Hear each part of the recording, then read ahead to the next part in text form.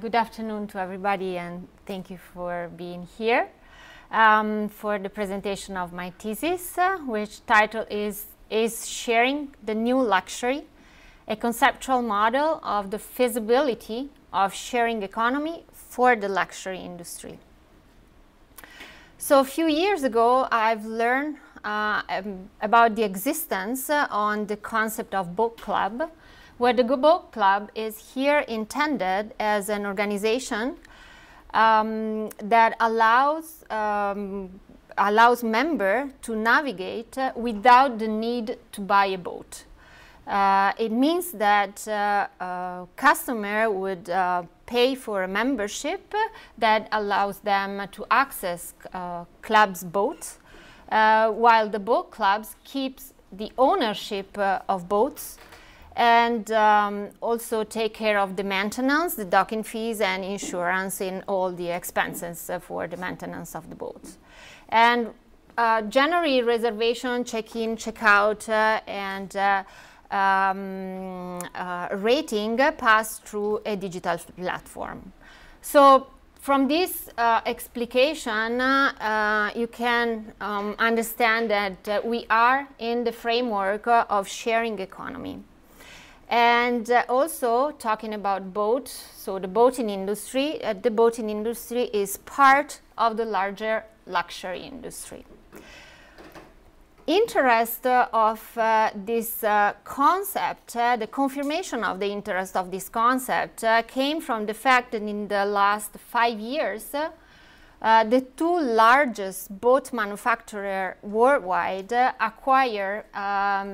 made major investments in the boat club concept. And this might appear, so this is the first intrigue about this topic, the fact that boat manufacturers actually invest in a concept that does not foresee the sale of boats. And the second one, as I said, the boating industry is part of the luxury industry, and if we take the two concepts of sharing economy and luxury, those two concepts appear in contradictory in the sense that sharing economy obviously is often associated with the democratization of consumption, while on the other side luxury is rather exclusivity and rarity. And so there was actually an intrigue that led to the formulation of the research question, which is sharing economy applicable to luxury? And if yes, would the traditional sharing economy business model be applicable to the luxury industry, or is it rather necessary to formulate a luxury declination of it? So the methodology for the research, so the research was conducted within the framework of grounded theory, as in Glaser and Strauss 1967, and developed in 3 phases. A double case study, according to Yin 2018 and Bergada 2003, on the boat club concept, based mainly on secondary data. The literature review on the two concepts of luxury and sharing, and some semi-structured interviews with decision makers of the yachting industry. The data, all the data collected in these 3 phases were intended as theoretical sampling as foreseen by the classic grounded theory, so this means that the literature review also was intended as theoretical sampling. And then, provisional results were also presented in a paper to the International Marketing Trend Conference last January in Venice. And also about the methodology, I have to add the fact that I have used ChatGPT, in particular ChatGPT 4.0 version, so the last version, to do some synthesis of the some chapters or paragraph, and this was to help the reading, to make the reading of the thesis more comfortable. Obviously, the prompt that have been given to ChatGPT are available in the thesis, and so all the details are in the thesis.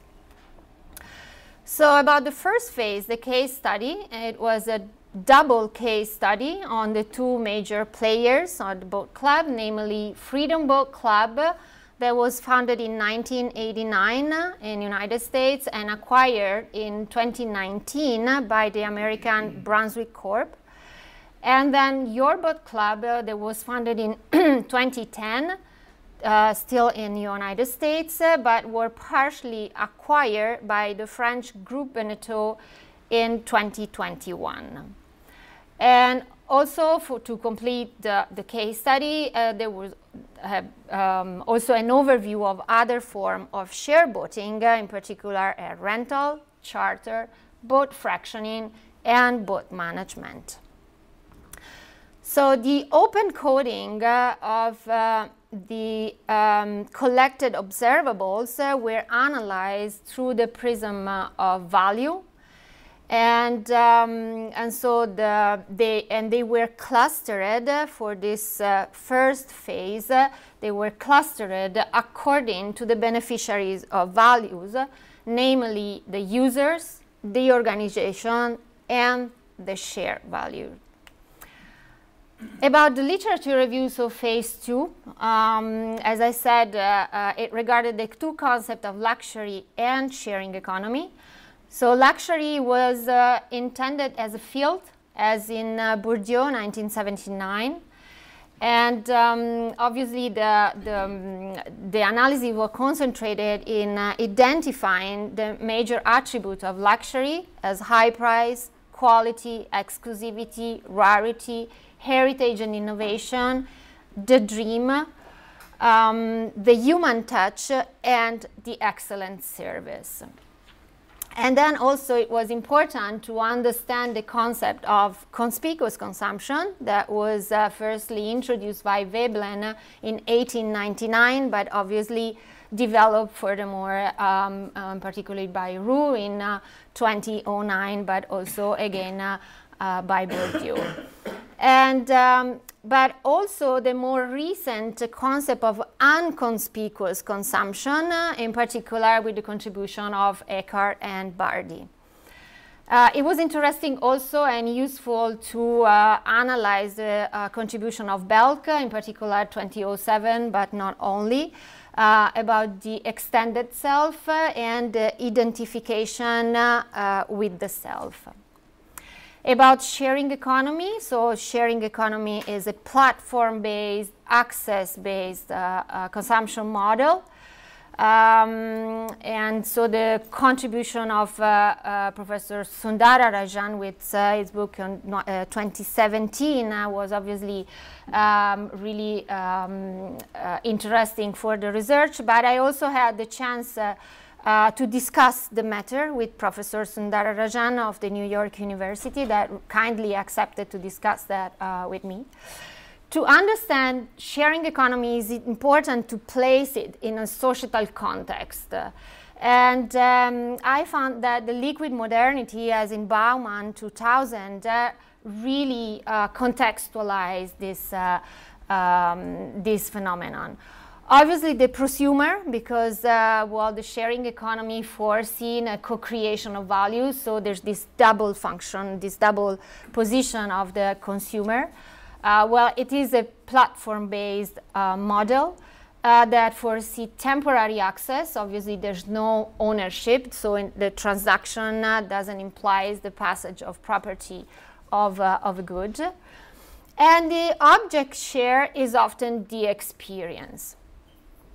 And then you see in this slide also the concept of value. So, well, and in particular, here we speak about value at the higher level of conceptualization compared to the for the previous phase of the analysis, and in particular value intended in the two components of functional value and symbolic value, where the functional value has to do with the intrinsic characteristic of the objects and so its usefulness, while the symbolic value is more referred to a system of meaning and the identification with the goods or the service.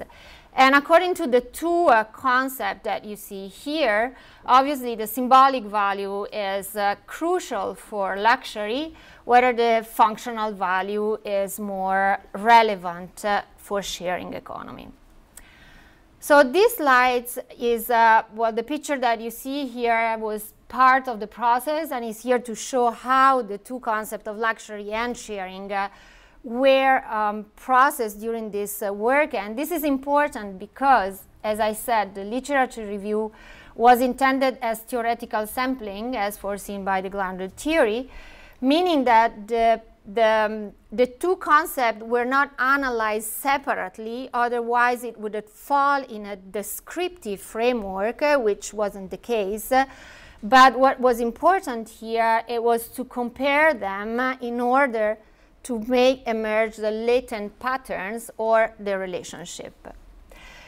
And so again, for Glaeser, the nomenclature follows the leveling meaning of the conceptualization, and so we would expect to find a new name for the dimension in this phase, but actually value confirmed to be a relevant dimension at this phase.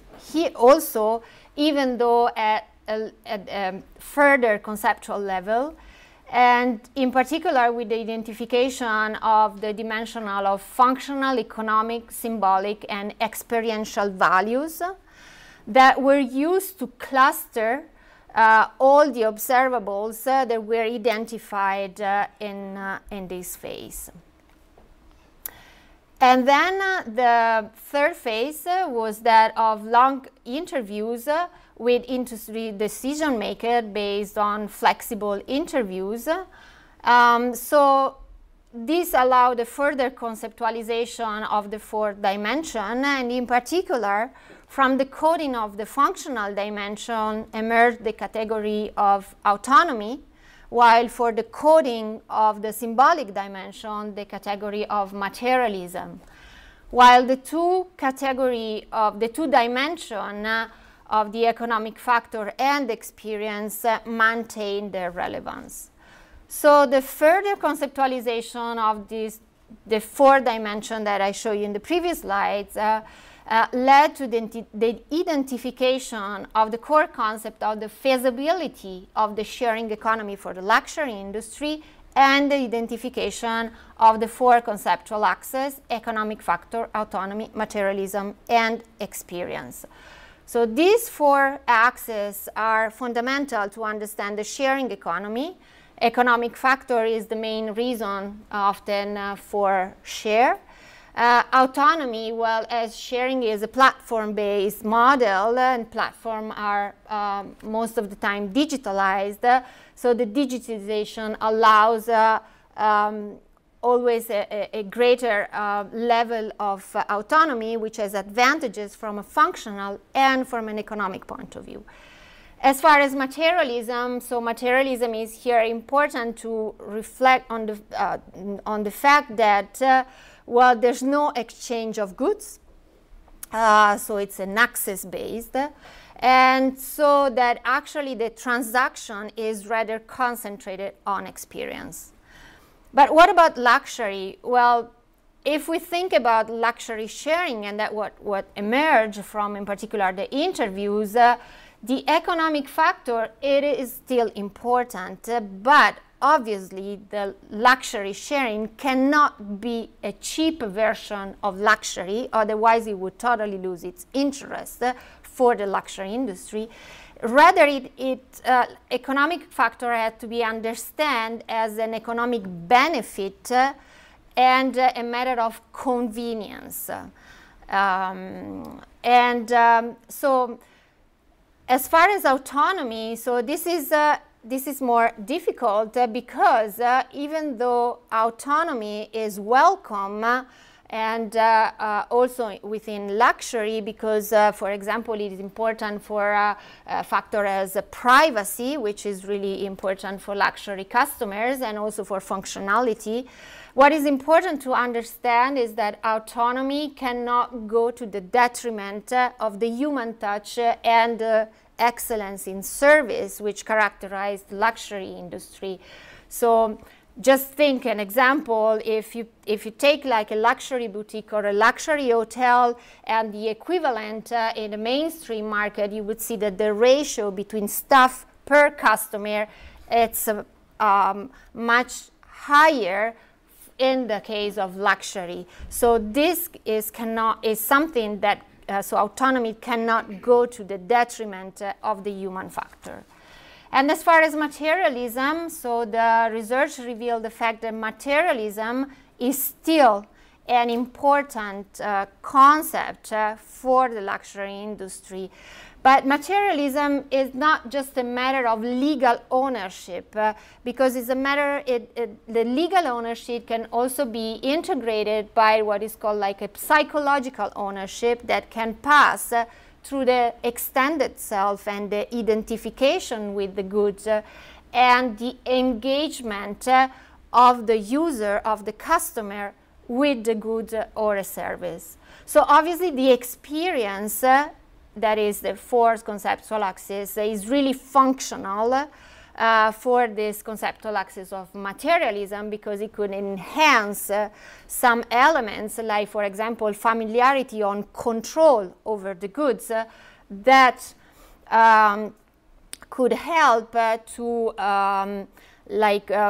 have this this engagement with the goods that normally customer can have with the possession, with the legal ownership.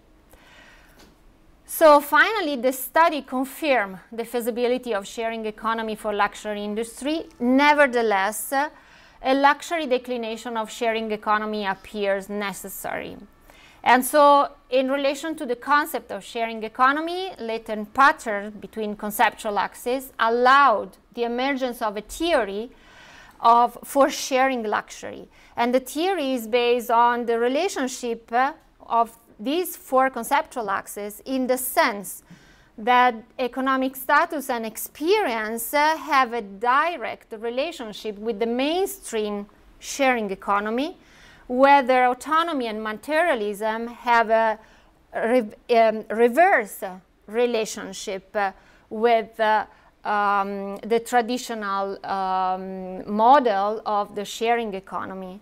And so these are the elements that constitute the theory and that has to be taken into consideration in developing the sharing, the luxury version of sharing economy.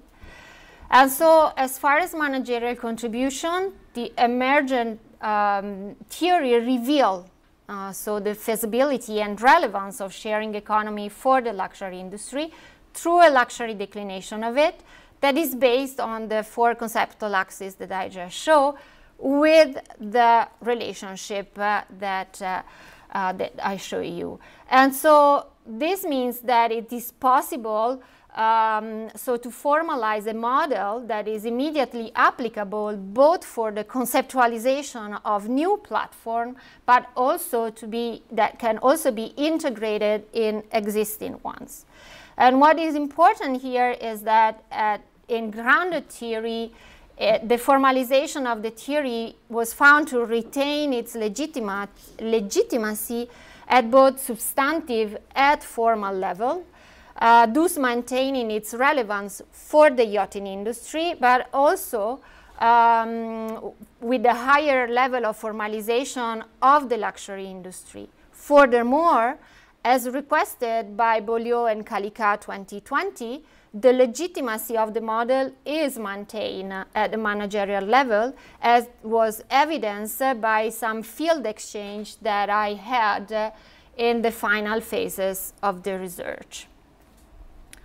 So as far as future research opportunity, I think that it would be interesting some theory testing in other luxury sectors, and also further development of conceptual axis, maybe with the help of other social science, and also the exploration of the concept of lifestyle intended as the shared asset, and the integration in the model of the concept of sustainability. So I Thank you for the attention. Obviously, I thank you, the member of the jury, President Professor Elfer, and the examiner, Professor Lore and Professor Trinkekost. And obviously, special and personal thanks to the thesis supervisor, Professor Bergada.